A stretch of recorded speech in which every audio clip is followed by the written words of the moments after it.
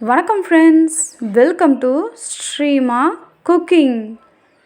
இன்றைக்கி நம்ம இறால் குழம்பு எப்படி செய்கிறதுன்னு பார்க்கலாம். அதுக்கு தேவையான மசாலா நம்ம வீட்டிலே தான் ரெடி பண்ண போகிறோம். ஏன்னா மிளகாத்தூள் இதெல்லாம் சேர்க்க போகிறது கிடையாது. இப்போ ஒரு பாத்திரத்தை வச்சுட்டு 1.5 ஸ்பூன் அளவுக்கு எண்ணெயை சேர்த்துருங்க. எண்ணெயை சேர்த்துட்டு 1 ஸ்பூன் அளவுக்கு மிளகு, 1 ஸ்பூன் சீரகம், 1 ஸ்பூன் சோம்பு, மூணுத்தையும் லைட்டாக கலர் சேஞ்ச் ஆகிற வரைக்கும் லைட்டாக வறுத்துட்டு எடுத்துக்கோங்க. அடுப்பு வந்து லோ ஃப்ளேம்லேயே இருக்கட்டும். இப்போ லைட்டாக பொரிஞ்சிருச்சு, கலர் மாறிடுச்சு. இப்போ வறுத்து எடுத்துக்கிட்டு இப்போ தனியா வந்து ஒரு 2 ஸ்பூன் அளவுக்கு போட்டு இதையும் வந்துட்டு லைட்டாக கலர் சேஞ்ச் ஆகிற அளவுக்கு வறுத்துட்டு எடுத்து வச்சுக்கோங்க. இப்போ கலர் சேஞ்ச் ஆகிடுச்சு. இப்போ தனியாக அதே பாத்திரத்தில் எடுத்து வச்சுக்கோங்க. இப்போ வந்துட்டு வரமிளகா 9 நம்பர் இருக்குது.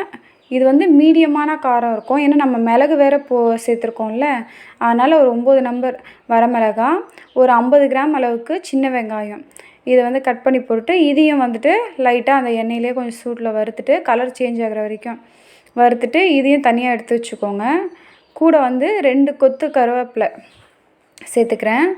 2 கொத்து கருவேப்பிலை போட்டு இதையும் வதக்குங்க. வதக்கிட்டு இது எடுத்து எல்லாம் ஒன்றா வச்சு ஆறுனதுக்கப்புறம் மிக்சியில் நல்லா ஃபைன் பேஸ்ட்டாக அரைச்சிக்கோங்க. வாங்க இப்போ குக்கிங் ஸ்டார்ட் பண்ணலாம். கடாயை வச்சுட்டு ஒரு 4 ஸ்பூன் அளவுக்கு எண்ணெய் விடுங்க. எண்ணெய் விட்டுட்டு இப்போ 1/2 ஸ்பூன் அளவுக்கு கடுகு, 1/2 ஸ்பூன் வந்து சீரகம் சேர்த்துட்டு நல்லா பொரிஞ்சு வரட்டும். இப்போ பொரிஞ்சு வந்துருச்சு. இப்போ வெங்காயம் 100 கிராம் அளவுக்கு பெரிய வெங்காயம் தான் கட் பண்ணி வச்சுருக்கேன் சின்ன சின்னதாக. அதை வந்துட்டு சேர்த்துக்கலாம். சேர்த்துட்டு வதக்கி விடுங்க. இப்போ இந்த வெங்காயம் வதங்கிறதுக்கு கொஞ்சம் லைட்டாக வந்து கல் உப்பு சேர்த்துக்கிறேன்.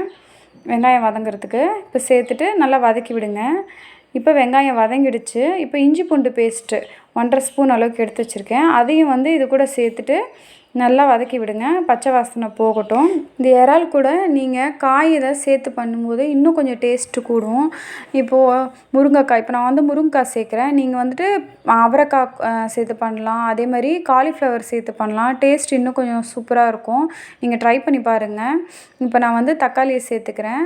தக்காளி சேர்த்துட்டு இது கொஞ்சம் நல்லா வதங்கி வரட்டும். 100 கிராம் அளவுக்கு தக்காளி எடுத்திருக்கேன். சின்ன சின்னதாக கட் பண்ணி வச்சுருக்கேன். நல்லா பழுத்த தக்காளியாக எடுத்துக்கோங்க. பழமாக இருந்தால் இன்னும் கொஞ்சம் டக்குன்னு வேகும். அது டேஸ்ட்டும் கொஞ்சம் நல்லாயிருக்கும். இப்போ சேர்த்துட்டு நல்லா வதக்கி விடுங்க. நல்லா வதக்கிட்டு ஏற்கனவே நம்ம உப்பு போட்டிருக்கோம், அதனால் போட தேவையில்லை. நல்லா வதக்கி விட்டுட்டு இப்போ 400 கிராம் அளவுக்கு நான் வந்து ப்ரான் எடுத்து க்ளீன் பண்ணி வச்சுருக்கேன், வாஷ் பண்ணி. இப்போ அது பார்த்திங்கன்னா நடுவில் வந்துட்டு ஒரு மாதிரி கோடு இருக்கும், அந்த எறாவோட குடல் மாதிரி. இப்போ நம்மளே ஆஞ்சிட்டோன்னா அதை க்ளீன் பண்ணிடலாம். கடையிலலாம் வாங்கினோன்னா அதை க்ளீன் பண்ணாமல் தான் தருவாங்க. அதனால் நீங்கள் என்ன பண்ணுறீங்கன்னா முருங்கைக்காய் சேர்த்துக்கிறேன். முருங்கைக்காய் சேர்த்துட்டு இப்போ பாருங்கள், அந்த ப்ரானில் நடுவில் கத்தியை வச்சு இல்லாட்டி சிசரை வச்சு இதுமாரி கீறணுன்னா இதுமாரி அந்த குடல் இருக்கும், அது இப்படி இழுத்தோனாலே வந்துடும் நூல் மாதிரி. அதனால் அதை க்ளீன் பண்ணியே போடுங்க, இல்லாட்டி நறுக்கு நறுக்குன்னு இருக்கும் அந்த ஒரு மாதிரி.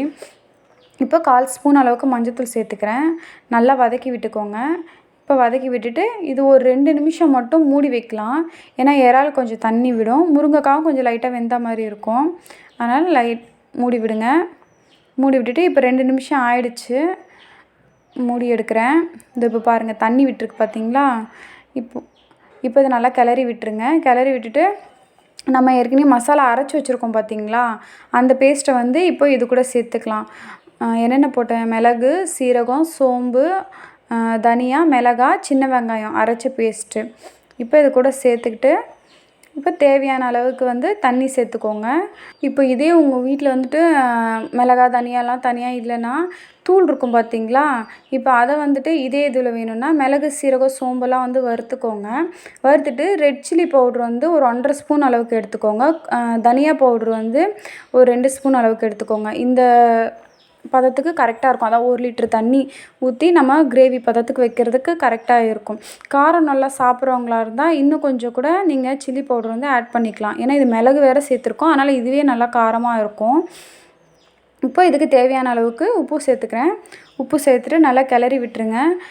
கொத்தமல்லி தழையை வந்துட்டு சின்ன சின்னதாக வந்து கட் பண்ணி வச்சுருக்கேன். இப்போ அதை வந்து இப்போ இது கூட சேர்த்துடலாம். சேர்த்துட்டு நல்லா ஒரு 5 நிமிஷம் வந்து கொதிக்கட்டும். அதனால் நம்ம மூடி போட்டு வச்சிடலாம். இப்போ இந்த கிரேவி வந்து பார்த்திங்கன்னா சுட சுட சாப்பாட்டுக்கு, அப்புறம் இட்லி, சப்பாத்தி, தோசை எதுக்காக இருந்தாலும் சூட்டபுளாக இருக்கும் இந்த கிரேவி வந்துட்டு. நீங்கள் செஞ்சு பாருங்கள், செம்ம டேஸ்ட்டாக இருக்கும். ஏன்னா இதில் மசாலாலாம் நம்மளே போட்டு அரைச்சி வைக்கிறோம்ல. வேணும்னா நீங்கள் தேங்காய் பிடிக்குன்னா வேணுங்கன்னா ஒரு பத்த தேங்காய் வந்து கூட சேர்த்துக்கலாம். இப்போது நம்ம இறால் மசால் குழம்பு ரெடி. செஞ்சு சாப்பிட்டு பார்த்துட்டு கமெண்ட்ஸில் சொல்லுங்கள். Please subscribe, like and share. Thanks for வாட்சிங். நன்றி.